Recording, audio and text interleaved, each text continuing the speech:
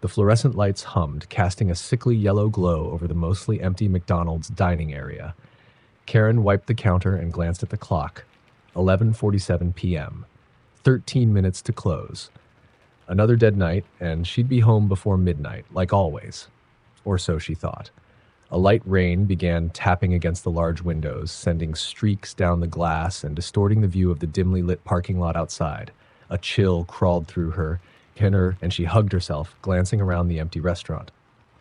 Then the door opened, slowly, with an eerie creak. She looked up, expecting to see the usual late-night stragglers, probably drunk college kids or a few guys who'd want to argue over prices. Instead, she saw a man standing in the doorway, drenched. His clothes clung to him, soaked through, and his face was cast in shadows. "Hi, welcome to McDonald's," she said, her voice wavering slightly. "Can I take your order?" The man stepped forward, his shoes squelching on the floor, leaving dark, wet prints in his wake. He moved slowly, almost as if he didn't belong in his own body. Karen shivered. Something was off. He came up to the counter, and she could finally see his face. His skin was pale, almost translucent, and his eyes, they were strange, glassy, like he was staring at something far away. His lips were parted slightly, as if he were breathing heavily, though his chest remained still. "Need," he began, his voice barely above a whisper. "A Big Mac." Karen let out a nervous laugh. "Sure, Big Mac it is. Anything else?" His eyes flicked up to meet hers, and she felt her stomach twist. His gaze was empty, but something lurked beneath it, something cold and calculating. It took her everything not to look away. "That will be $4.99, she managed, her fingers tapping the register, a habit she couldn't shake when she got nervous. The man reached into his pocket, pulling out a crumpled bill and some coins. His hand shook as he passed them over, and his fingers brushed hers. They were ice cold, clammy. Karen instinctively pulled her hand back. As she turned to start his order, the man leaned over the counter, his voice coming out as a raspy whisper. "Do you ever hear them?" She froze. "Hear? Who?" He tilted his head as if pondering whether to answer. "The voices. They come out at night, when it's just you, alone in the dark." Karen's heart started to pound. She forced a smile, hoping it hid her discomfort. I can't say that I do. I mean, it gets quiet in here, but no voices." The man let out a low chuckle, more like a gasp. "They don't like you ignoring them." She tried to shrug it off. "Right, your Big Mac will be ready in just a minute." As she moved to the grill area, she whispered to herself, "Come on, Karen. Just get through this, and he'll be gone." But when she looked back, the man was no longer at the counter. Her breath caught in her throat. He was standing by the play area, staring into the dim, empty maze of slides and tunnels. His back was to her, but his reflection in the window caught her eye. He was grinning, a wide, unnatural grin that stretched across his face. The rain began to fall harder, pounding against the windows as the wind howled. The restaurant lights flickered, casting the room in brief shadows. "Hey, sir?" she called out. "Your order's almost ready. Can you please come back to the counter?" The man didn't respond. He only continued to stare into the darkness of the play area. Karen took a step back, her instinct screaming at her to call for help. She reached for the phone beneath the counter, her fingers hovering over the numbers, but something stopped her. The man turned his head slightly, just enough to meet her gaze in the reflection of the window. "Don't you feel it?" he murmured, his voice a hollow echo. "They're waiting, watching us from the shadows." She swallowed hard. "I don't know what you mean, but please, just take your food and leave." Slowly he turned around and walked back to the counter, his eyes fixed on hers with that same eerie intensity. "They told me you wouldn't understand." His voice was almost disappointed. "They've been here a long, long time." "Who are they?"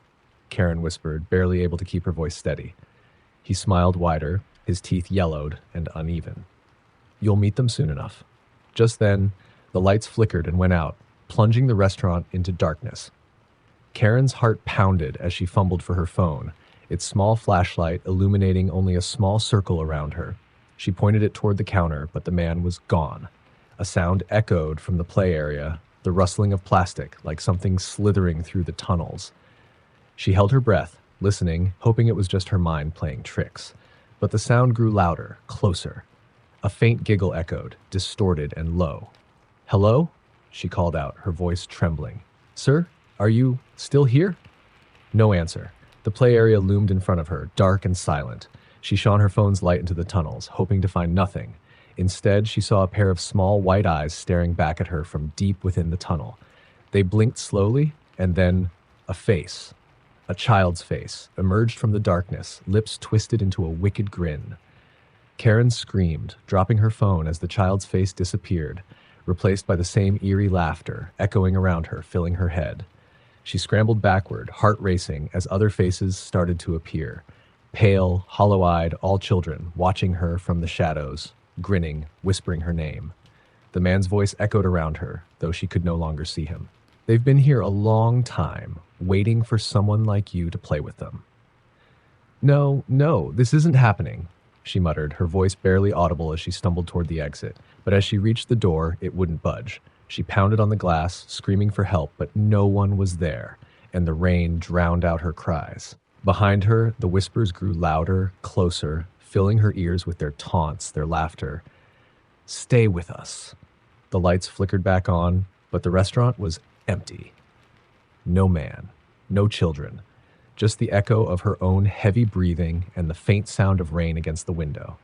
She backed away, her hand pressed to her mouth, her mind struggling to make sense of what she'd seen. But when she turned, she noticed something written on the counter in smeared, wet handprints. "See you tomorrow night." She staggered out of the McDonald's, the rain soaking her as she ran to her car, her mind reeling. She didn't look back.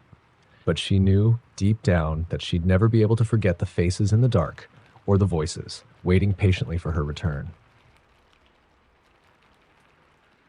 The McDonald's off Highway 24 was a lonely place, set apart from the nearby town by a stretch of desolate road and nothing but trees for miles.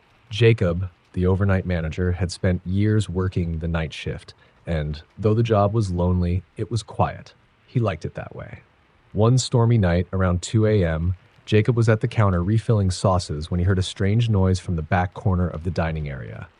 It was faint, almost a whisper, like someone muttering under their breath. He peered over the counter, squinting into the dimly lit area. "Hello? Anyone there?" he called, but there was no answer. The wind outside howled, rattling the windows. He shrugged it off, assuming it was just the storm playing tricks on his mind. He returned to his work, but the noise grew louder. This time it sounded like giggling. It wasn't the happy, carefree kind of laugh he was used to hearing from customers. No, this was high-pitched, shrill, and echoing, like a child hiding somewhere, teasing him. "Hey, look," he said more sternly, hoping to scare off whoever was lurking. "If you're here to mess around, I'm calling the cops." Silence. He waited, his heart racing as he scanned the empty tables. Just then, he noticed something odd. The farthest table, the one closest to the play area, was completely wet, as though someone had spilled a gallon of water across it. But there were no customers, and he hadn't cleaned that area yet. Slowly, he walked over, his footsteps echoing in the empty restaurant. The closer he got, the colder the air seemed to become, until he could see his breath fogging up in front of him. Jacob reached the wet table, staring down at it in disbelief. Handprints, small, child-sized handprints, covered the surface. They were smeared, as if a child had been dragging their fingers through something sticky, but he saw no source of liquid nearby. He placed his hand near one just to compare sizes. It was shockingly small, like a toddler's hand. A chill ran down his spine. Then he heard the giggling again, louder now, and unmistakably coming from the play area. The sound sent shivers through him, but he forced himself to follow it. After all, he was the only one here. Or he should have been. He approached the play area, shining his flashlight through the tunnels and tubes, seeing only shadows shifting in the dimness. But then, as the light panned up one of the slides, he saw something at the top. A face. Small, pale, with wide, hollow eyes staring down at him. "Hey!" he yelled, but the face disappeared, the giggling fading into a whisper that seemed to wrap around him. "No running around in there. This area is closed at night." He turned back toward the counter, willing himself to calm down. But as he walked away, he felt a cold hand brush against his arm. He jumped, spinning around, but there was nothing there. Then the lights flickered. Suddenly, the restaurant felt like it was closing in on him. Every shadow seemed to stretch, reaching toward him, and the whispers grew louder. They weren't giggles anymore. They were voices, overlapping and distorted, filling the room. "Come play with us, Jacob." His heart skipped. They knew his name. He backed up toward the counter, his breathing quick and shallow. He picked up the phone, dialing the owner's number, but the line was dead. The shadows grew darker, almost as if the room itself was swallowing the light. He turned, desperate to escape, but as he reached the door, he stopped dead in his tracks. There, on the other side of the glass, was the face he'd seen at the top of the slide. But now it was pressed against the door, staring at him with a twisted grin, eyes too wide, too bright. Behind it, other faces began to appear, more children, all with that same vacant, eerie expression, pressing their hands against the glass, leaving small, wet prints. They were all whispering, and though he couldn't make out the words, he felt the meaning. "Stay with us." He took a step back, horror gripping him as he watched the children move toward him, closer, even though the door hadn't opened. They seemed to slide through it, their faces blurry and inhuman, their eyes still fixed on him. Then the giggling started again, louder than ever, echoing all around him, mixing with the whispers. He tried to scream, but his voice caught in his throat. One of the children, a girl with long, tangled hair, reached out and touched his arm. Her fingers were like ice, her grip strong, too strong for someone so small. "You shouldn't have come here," she whispered, her voice old and raspy, nothing like a child's. Jacob yanked his arm away and ran toward the kitchen, slamming the door behind him. He could still hear them, their footsteps tapping softly outside the door, the wet smacking of their hands against the walls. The lights flickered again, and he noticed the security cameras were still on. Maybe, just maybe, they'd caught something. He rushed to the monitor and rewound the footage, hoping for some explanation, anything that could make sense of what he'd just seen. But the screen showed nothing. No children, no handprints. Just him, wandering around the restaurant alone, looking terrified. He stared at the footage, heart pounding, as he saw himself talking to no one, reaching out at empty air. But in the reflection of the windows on the screen, he caught sight of a figure, a small, pale face staring back at him just over his shoulder. The lights in the kitchen flickered once more, and then went out completely. He turned, his breath coming in shallow gasps. The children were there, filling the tiny space, all of them grinning, their eyes empty, their fingers dripping with something dark and wet. "No," he whispered, backing into the corner. "This isn't real." The little girl stepped forward, her head tilted, her smile widening to an unnatural stretch. She reached out her hand again. "Play with us, Jacob," she whispered, her voice echoing like a distant scream. "You'll never have to leave." The last thing Jacob saw was her small, icy fingers reaching for his face as the whispers filled his ears, drowning out his own screams. The McDonald's on the outskirts of town was usually dead by 1 a.m. Only a few night shifters from the factory across the street would wander in, looking to grab a quick meal. Mia, the night cashier, liked the quiet shifts. She could spend most of the time listening to music or catching up on messages. But one night, she started hearing strange stories from her coworkers. "You know this place is haunted, right?" Janice, the janitor, whispered while mopping the floors one night. "I heard about this kid, about a year back. He went missing. Last place he was seen was here, playing in the tunnels. They never found him."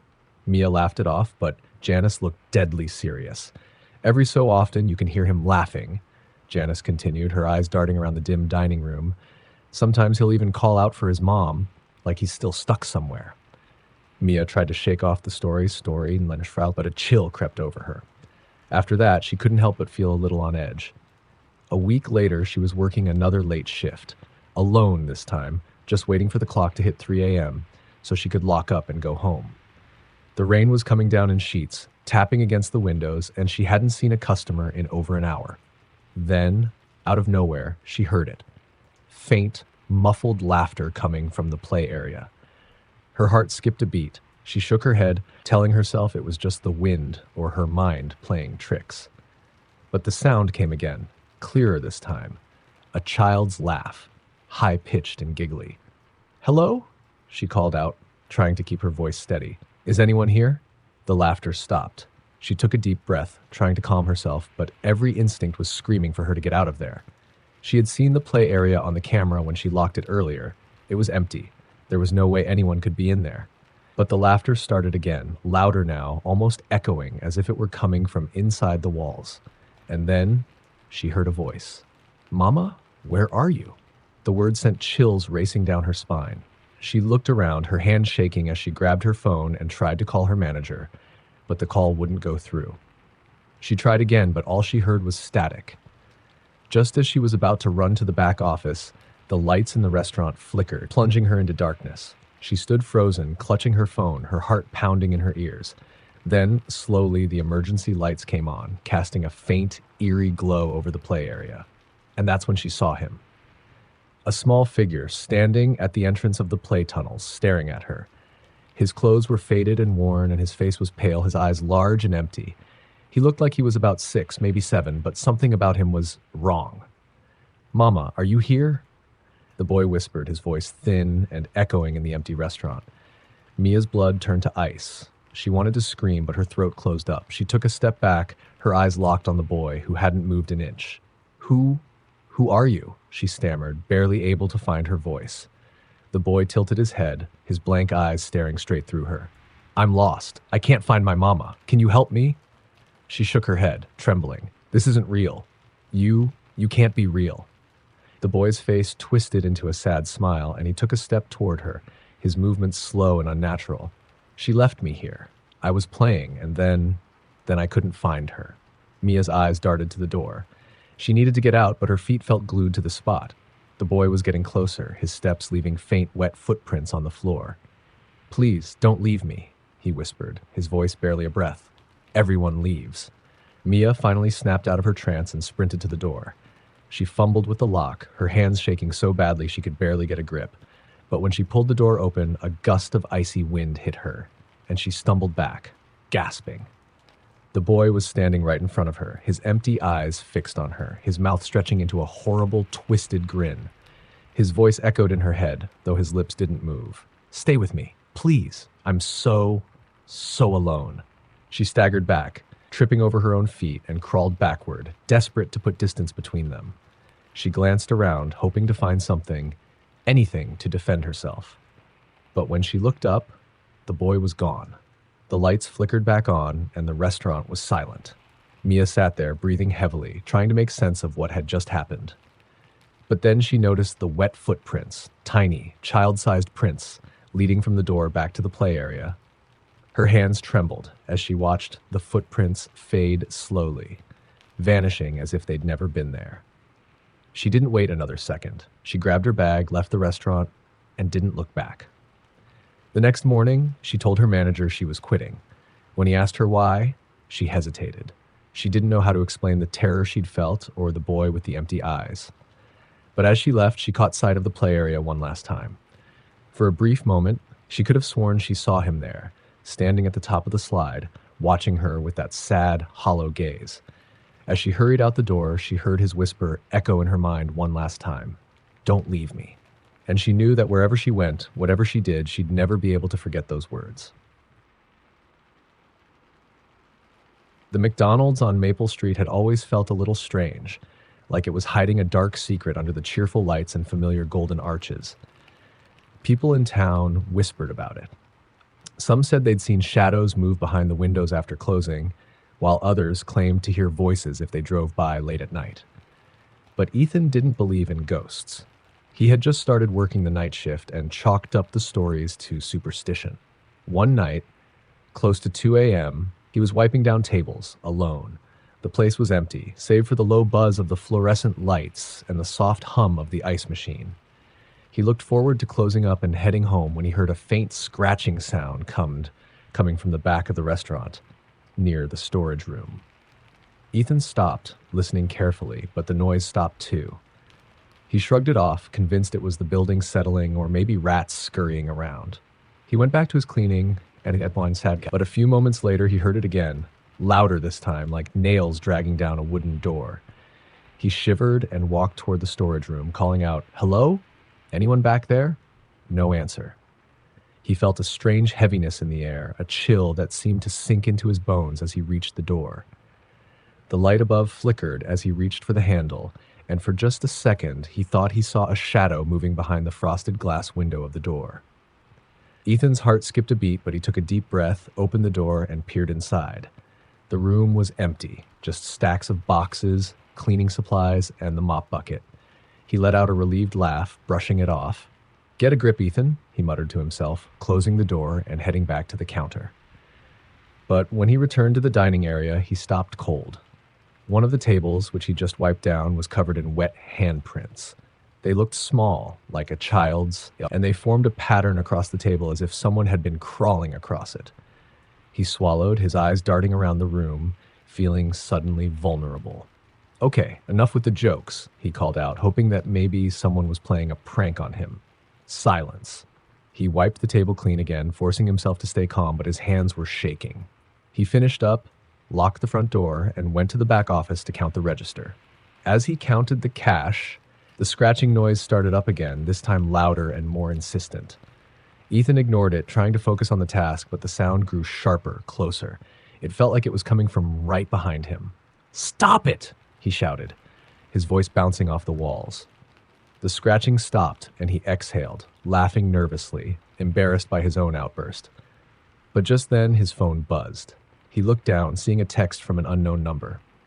The message was short, but it made his blood run cold. "Did you see me?" He looked around the empty room, clutching his phone, his eyes wide. His fingers trembled as he typed back, "Who is this?" 3 dots appeared, as if someone was typing, but the reply never came. He put his phone away, convincing himself it was just someone messing with him. Just as he turned back to his work, his phone buzzed again. This time, the message simply read, "Turn around." He froze, feeling a cold sweat drip down his back. The storage room door at the end of the hall was open, but he knew he'd shut it. He walked over, flashlight in hand, shining it into the dim room. It looked the same as before. Boxes, cleaning supplies, and a faint smell of stale fries. He was about to close the door again when he noticed something that hadn't been there earlier. In the corner of the room, barely visible in the shadows, was a child-sized chair. It looked ancient, with peeling paint and a broken armrest. He knew it didn't belong there. He'd been in that room 100 times before, and he'd never seen it. Then he heard it. A faint giggle, like a child trying to stifle a laugh. The hairs on his arms stood up. "Hello?" he whispered, his voice barely audible. He shone the flashlight toward the chair, but it was empty. Just a cracked old chair. He laughed to himself, feeling ridiculous, and turned to leave the room. But when he looked up, he saw something in the small, square mirror mounted above the sink in the back of the room, a child standing just behind him. He spun around, heart hammering, but the room was empty. The only sound was the faint buzz of the fluorescent light. He looked back at the mirror, and the child was still there, pale, with wide, hollow eyes and a small, twisted smile. His head was tilted at an unnatural angle, and his eyes were fixed on Ethan, unblinking. "Why won't you play with me?" the child whispered, his voice echoing inside Ethan's head, though his mouth didn't move. Ethan backed up, heart pounding, but he couldn't tear his eyes from the reflection. The child took a step forward, his small hands reaching out, pressing against the mirror as if he were trying to push through. "Stay with me. I'm so lonely," the child murmured, his voice soft, pleading. Ethan turned and ran, stumbling out of the storage room and into the dining area, where he gasped for breath. He grabbed his keys, heart racing, and bolted for the exit. As he reached the door, he glanced back, just for a moment. There, standing by the counter, was the child. His empty eyes glistened in the dim light, and his mouth stretched into a too-wide smile as he lifted his hand and waved. Ethan didn't wait. He ran outside, locking the door behind him, and got into his car, peeling out of the parking lot without looking back. He never returned to that McDonald's. But sometimes, when he was alone, he could still feel those cold eyes watching him. His phone would buzz with texts from that same unknown number, each one the same. "Why did you leave? Won't you come play?" And each time he could swear he heard that faint giggle echoing around him, a whisper from the shadows, reminding him that some things are impossible to escape.